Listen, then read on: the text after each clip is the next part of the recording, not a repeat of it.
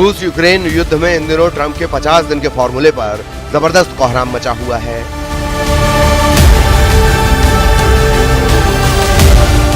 हालात ये हैं कि जहां पुतिन 50 दिन के अंदर यूक्रेन के 50% इलाके पर कब्जा करने की कोशिश में जुटे हैं, तो वहीं घबराया अमेरिका और नेटो अब पुतिन से आर पार की जंग करने के लिए मजबूर होते जा रहे हैं।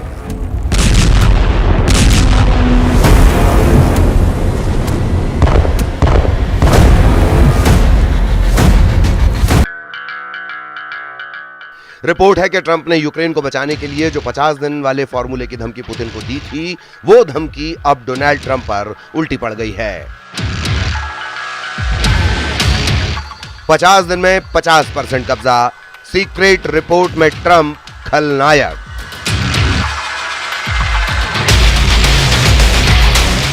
ताबूत में यूरोप के 15 देश, पुतिन की यूरोप जंग शुरू।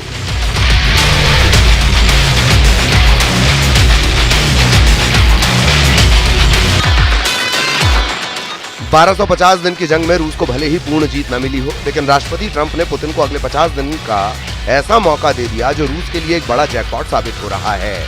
पश्चिमी मीडिया में कुछ खुफिया रिपोर्ट के हवाले से दावा किया गया कि 14 जुलाई 2025 को जब ट्रंप ने पुतिन को युद्ध रोकने के लिए 50 दिन का अल्टीमेटम दिया था, उसके बाद से अब तक पुतिन पूर्वी यूक्रेन के कम से कम 3 बड़े इलाकों पर कब्जा कर चुके हैं।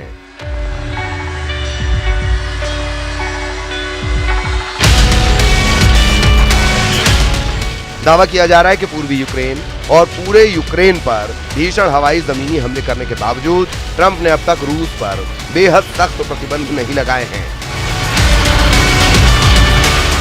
इधर यूक्रेन के राष्ट्रपति ज़ेलेंस्की एक तरफ अमेरिका और दूसरी तरफ नेटो और पश्चिमी देशों से हथियार मिलने में हो रही देरी से बेहद खफा हैं।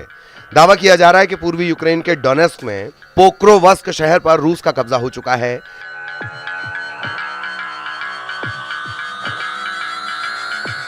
यानी एक तरफ ट्रंप के 50 दिन के अल्टीमेटम का फायदा रूस उठा रहा है, तो वहीं दूसरी तरफ यूक्रेन तेजी से अपने इलाके हारता जा रहा है। सबसे पहले आप ये जान लीजिए कि ट्रंप के 50 दिन के अल्टीमेटम पर अमेरिकी मीडिया में अब रूस के फायदे को लेकर क्या क्या दावे किए जा रहे हैं। 9 जुलाई से अब तक रूस ने यूक्रेन पर 10 गुना ज्यादा हमले किए हैं। ऐसा अनुमान है कि 9 जुलाई से अब तक रूस ने यूक्रेन पर 2500 से ज्यादा हवाई हमले किए हैं, जिसमें एक दिन में यूक्रेन के शहरों और इलाकों पर 400 से लेकर 500 ड्रोन से अटैक किया गया, जबकि रूस ने बैलिस्टिक मिसाइलों से भी यूक्रेन में भारी तबाही मचाई है। वहीं ट्रंप को लग रहा था कि उनके अल्टीमेटम देने से पुतिन घबरा जाएंगे और युद्ध रुक जाएगा।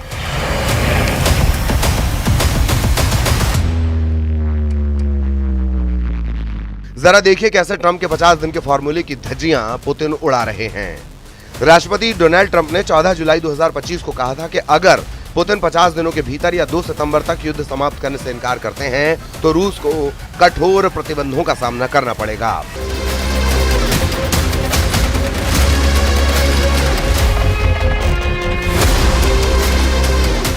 पुतिन को ट्रंप की इस धमकी के बाद से रूस ने यूक्रेन पर अपने मिसाइल और ड्रोन हमलों में जबरदस्त इजाफा कर लिया, जिसकी वजह से पूर्वी यूक्रेन में भारी तबाही हुई। सैकड़ों यूक्रेनी नागरिक और हजारों की संख्या में यूक्रेनी सैनिक अब तक मारे जा चुके हैं। इस दौरान ट्रंप के 50 दिन के अल्टीमेटम को बकवास या कहें बोगस बताकर ये दावा किया जा रहा है कि ट्रंप ने पुतिन को 50 दिन यूक्रेन पर कब्जा करने के लिए एक तरह से दे दिए हैं।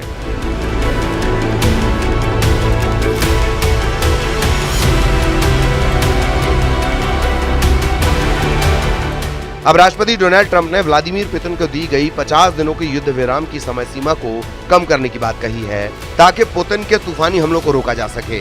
ट्रंप रूस पर दूसरे राउंड के कठोर प्रतिबंध लगाने की तैयारी में जुट गए हैं।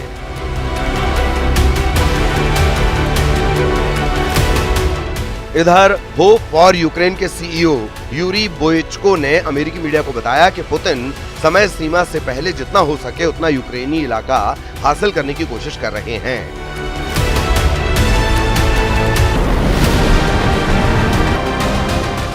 हम आपको बता दें, ट्रंप और नेटो महासचिव मार्क रूट के साथ व्हाइट हाउस में हुई बैठक के दौरान ट्रंप ने मॉस्को के प्रति अपनी नाखुशी व्यक्त की और चेतावनी दी कि अगर 50 दिनों में कोई समझौता नहीं हुआ तो रूस के साथ व्यापार करने वाले देशों पर 100% टैरिफ लगाया जाएगा।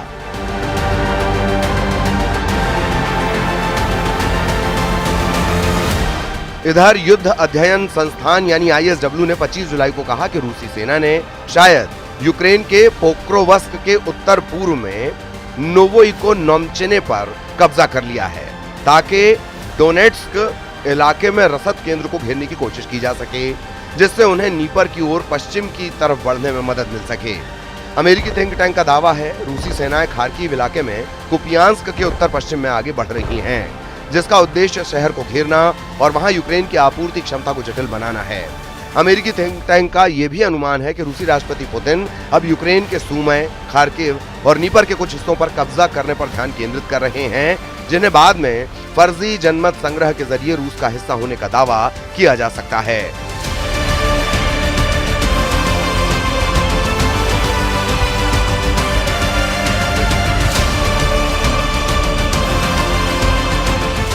यूक्रेन के राष्ट्रपति ज़ेलेंस्की का कहना है कि commander in chief Oleksandr Syrskyi ने एक रिपोर्ट प्रस्तुत की है। सभी ऑपरेशन से जुड़े निर्देशों पर चर्चा हुई है, विशेष रूप से पोक्रोवस्क पर, जिस पर सबसे अधिक ध्यान दिया जा रहा है।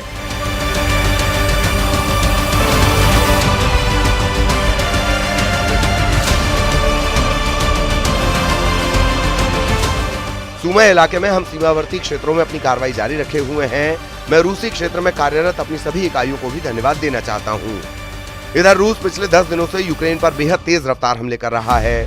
दावों के मुताबिक रूस इस वक्त ईरान निर्मित Shahid 136 drone, Iskander M missile, Sukhoi series के लड़ाकू विमान, TU सीरीज के बम वर्षक से बेहद सटीक हमले यूक्रेन पर कर रहा है।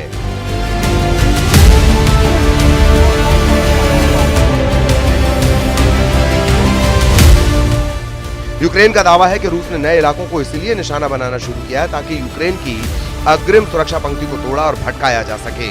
कुछ खबरों में दावा किया गया कि पुतिन के आदेश पर रूसी सेना की छोटी छोटी टीमों को यूक्रेन पर हमला करने के लिए भेजा गया है। 4 और 2 पहियों वाली बाइक से रूसी सेना यूक्रेन के नए इलाकों में तेजी से हमले कर रही है, जिसकी वजह से यूक्रेन के सामने समस्या ये हो गई है कि रूसी सैनिकों की छोटी हमलावर टीमों को मारने में बहुत ज्यादा हथियार और सैनिकों की जरूरत पड़ रही है। रूस की इस खूनी रणनीति को देखते हुए अमेरिका और फ्रांस ही रूस से सीधी जंग की तैयारी में जुट चुके हैं और इसीलिए अमेरिका ने ऐलान कर दिया है कि हमने यूक्रेन को हथियार सप्लाई शुरू कर दी है, जिसे रोका गया था। जरा अमेरिका से आई इस खबर को देखिए।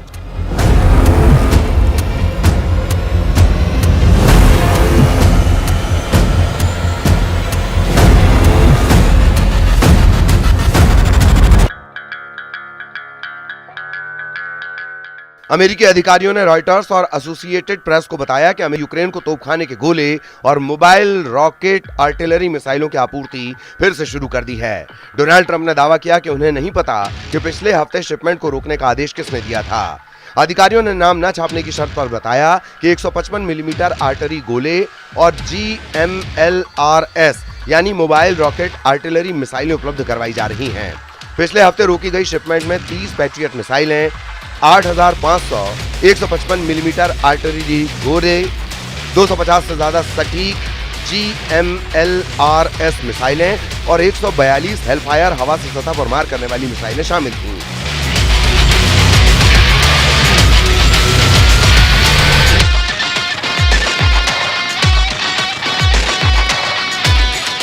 हैरानी की बात तो यह है कि अमेरिका के राष्ट्रपति के आदेश नहीं देने पर भी यूक्रेन को हथियार सप्लाई किसने रोकी, इसका सही पता अभी नहीं चल पाया है। फिलहाल यूक्रेन को हथियार सप्लाई शुरू हो गई है। पहले आप जरा इन तस्वीरों को देखिए जिसमें यूक्रेन के खार्किव, खेरसॉन, सूमय और ओदेसा में रूस के खूनी हमलों ने हाहाकार मचा दिया है। खार्किव में रूस ने पिछले हमलों की तरह इस्कंदर M मिसाइलों से कई हमले किए हैं, जिससे यूक्रेन को भयंकर नुकसान हुआ है। 7 दिन पहले रूस ने जब ओदेसा पर हमला किया था तो दुनिया ने ऐसी खौफनाक और दर्दनाक तस्वीरें देखी कि लोगों का कलेजा कांप गया। हालांकि रूस के विदेश मंत्री सर्गेई लावरोव ने दावा किया काला सागर के बंदरगाह शहर ओदेसा में जिस जगह रूस ने 2 बैलिस्टिक मिसाइलों से हमले किए, वहां पर यूक्रेन के खुफिया अधिकारी यूरोप और नेटो देशों के अधिकारियों के साथ मीटिंग कर रहे थे। इस हमले पर रूस ने दावा किया कि उसके हमले में ओदेसा में मौजूद 66 सैन्य कर्मी मारे गए थे, जो आम यूक्रेनी जनता को ढाल बनाकर इमारत में खुफिया मीटिंग कर रहे थे।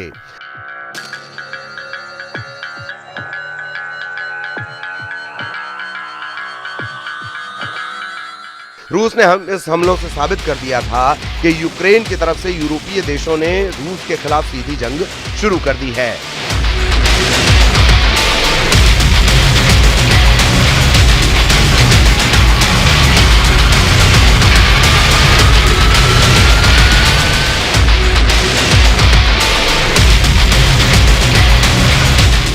अब हम आपको बताते हैं कि रूस के राष्ट्रपति पुतिन के बेहद करीबी रूसी सुरक्षा परिषद के उपाध्यक्ष दिमित्री मेदवेदेव ने यूरोप और यूक्रेन को लेकर क्या जंगी चेतावनी दी है।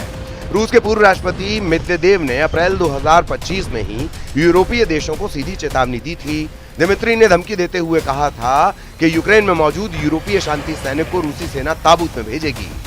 दिमित्री मेदवेदेव ने यह धमकी फ्रांस की राजधानी पेरिस में अमेरिकी और फ्रेंच अधिकारियों की बैठक के बाद दी है। दावा किया जा रहा है कि पेरिस, लंदन और बेल्जियम में हुई यूरोपीय देशों की मीटिंग में रूस के खिलाफ खुली जंग की बात कही गई है। इसी को लेकर रूस यूरोपीय देशों पर बुरी तरह भड़का हुआ है। ब्रिटेन और फ्रांस के नेतृत्व में करीब 15 यूरोपीय देश यूक्रेन में अपने सैनिकों को भेजने पर राजी होते दिख रहे हैं। इसीलिए रूस ने चेतावनी दी है कि वो यूक्रेनी धरती पर किसी भी पश्चिमी सैन्य उपस्थिति को बर्दाश्त नहीं करेगा।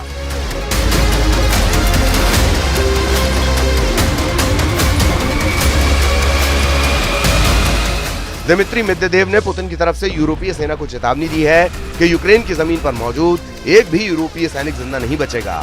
रूस हर यूरोपीय सैनिक को मारकर ताबूत में बंद करके भेज देगा। यानी इस वक्त जरा रूस यूक्रेन को कब्रिस्तान बनाने में जुटा है, तो वहीं यूरोपीय सेना को ताबूत में भेजने का ऐलान कर रहा है। इधर कुर्स्क से लेकर खार्किव तक भयंकर हमले हो रहे हैं। यूक्रेनी सेना भी रूस पर हमला कर रही है।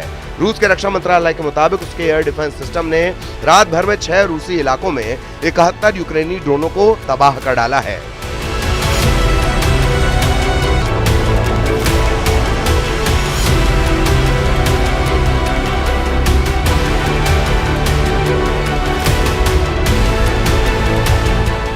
जबकि 49 ड्रोन को रूसी सेना ने कुर्स्क इलाके में मार गिराया। रूसी सेना के 1.5 लाख सैनिक, 3000 टैंक और 5 ब्रिगेड इस वक्त यूक्रेन पर चारों तरफ से हमला कर रहे हैं।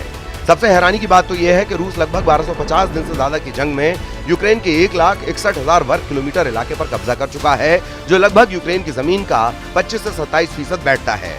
लेकिन उसके बावजूद रूस रुकने का नाम नहीं ले रहा। रूस ने यूक्रेन में मौजूद अमेरिका और यूरोप के एयर डिफेंस सिस्टम को चुन चुन कर मारना शुरू कर दिया है। रूसी हमलों की इन ताजा तस्वीरों को देखिए। रूस का तोपखाना यूक्रेनी सेना के 221 मोर्चों पर अंधाधुंध हमले कर रहा है। 44 सेकंड के इस वीडियो में दावा किया गया कि यूक्रेन के खार्किव, निप्रोपेट्रोव्स्क, खेरसोन में रूसी सेना के हमलों से भारी तबाही हुई है। दावे तो यहाँ तक किए जा रहे हैं कि यूक्रेन के 15 प्रांत पर 30 दिन से रूस के हमलों में 10 गुना तक बढ़ोतरी हुई है। रूस के प्रचंड हमलों को देखकर कुछ वॉर एक्सपर्ट्स डंके की चोट पर दावा करने लगे हैं कि ट्रंप पुतिन के खूनी हमलों पर आंख मूंदे बैठे हैं और एक तरह से यूक्रेन के खिलाफ ट्रंप की सरकार की गद्दारी को यह साबित करता है। हम आपको ग्राफिक और तस्वीरों के जरिए दिखाते हैं कि इस वक्त यूक्रेन की राजधानी कीव समेत यूक्रेन के 15 प्रांत पर रूस किस तरह से कैसे हमले कर रहा है। इधर जमीन पर रूसी सेना तेजी से पूर्वी यूक्रेन, मध्य यूक्रेन और दक्षिणी यूक्रेन के इलाकों पर कब्जा कर रही है। कुर्स्क के इलाके से रूसी सेना ने पैदल सेना और टैंकों से हमले बेहद तेज कर दिए हैं।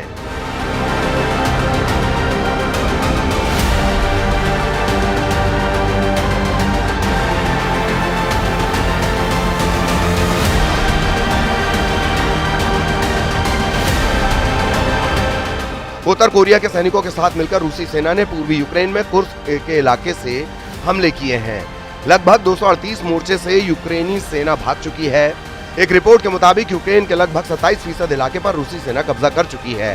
यूक्रेनी इंटेलिजेंस ने भी दावे किए हैं कि रूस कीव पर बहुत बड़ा हमला कर सकता है।